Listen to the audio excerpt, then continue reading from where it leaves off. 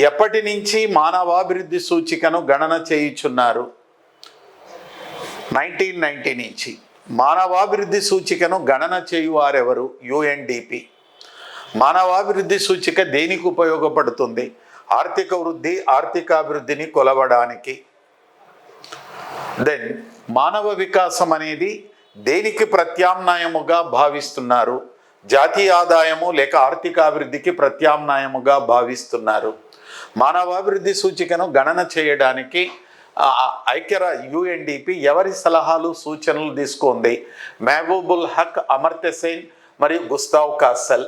మరి మానవాభివృద్ధి సూచిక అంటే ఏమిటి? ఒక జీవితకాలపు అంచనా. ఇది ఒక మిశ్రమ గణాంక. మిశ్రమ గణాంకం అంటే ఆయు ప్రమాణము, తలసరి ఆదాయము, విద్య యొక్క మిశ్రమ గణాంక సూచిక. ఈ పాయింట్స్ అనేటివి చాలా ఇంపార్టెంట్.